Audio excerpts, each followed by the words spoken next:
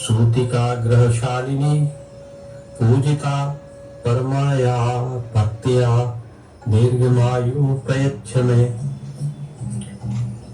अर्थात हे छठी देवी, हे सूतिका ग्रह की शालिनी, हम आपको नमस्कार करते हैं, आपकी पूजा करते हैं और कामना करते हैं कि बालक को दीर्घायु प्रदान करें।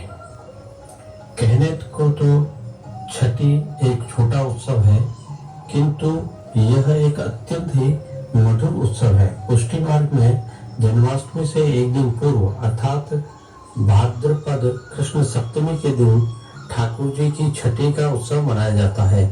क्योंकि छठी का पूजन तो बालक के जन्म के उपरांत होता है, तो सभी के मन में यह प्रश्न उठना स्वाभाविक है कि हम यह छठी का उत्सव ठाकुर जी के जन्म से एक दिन पूर्व में क्यों मनाते हैं।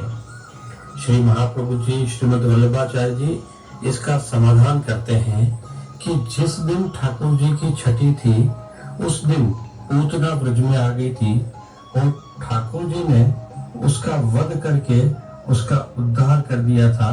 पूतना के आ जाने के कारण उस दिन छठी नहीं पूजी जा सकी थी और सब इस बात को भूल गए कि छठी का पूजन करना है। इसलिए जब ठाकुर जी 1 वर्ष के हो गए तब उस दिन सप्तमी को छठी पूजी गई थी।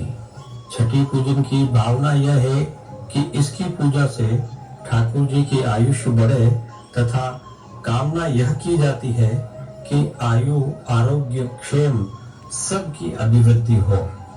पुष्टि मार्ग का प्रारंभ दिवस तो पवित्र एकादशी है, किंतु ये उल्लेखनीय है कि हम अपने ठाकुर जी के जन्म से ही पुष्टि मार्गीय सेवा का क्रम शुरू करते हैं। सभी सेवा की लिखी गई विधि में जन्माष्टमी से ही सेवा का क्रम शुरू होता है। वैसे पवित्र एकादशी से भी सेवा विधि लिखी जा सकती थी, परंतु जन्माष्टमी के दिन हमारे ठाकुर जी का जन्म हुआ था, अतः जन्माष्टमी को ही पुष्टि मार्ग का प्रथम उत्सव माना जाता है और सेवा विधि जन्माष्टमी से ही प्रारंभ होती है। जन्माष्टमी के बाद तो सब विधि मंगल हो तो गोपाल सो, अर्थात गोपाल से ही सब तरह से मंगल है और नित्य ही उत्सव है। पुष्टि मार्ग में 3 ही पूजा कही गई है। पहली है सतोगुणी गोवर्धन पूजा, दूसरी रजोगुणी छठी पूजा और तीसरी तमोगुणी भक्ति पूजा। श्री गोवर्धन सात्विक रूप है, इसलिए गोवर्धन पूजा सात्विकी पूजा है। छठी देवी रज रूप स्वरूप है, अतः पुत्र की रक्षा हेतु यह रजोगुणी पूजा होती है।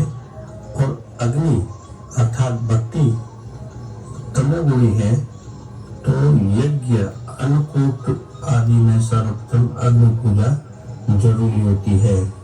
एक प्रभु सेवा के साथ पुष्टि मार्ग में यह 3 प्रकार की पूजा होती है।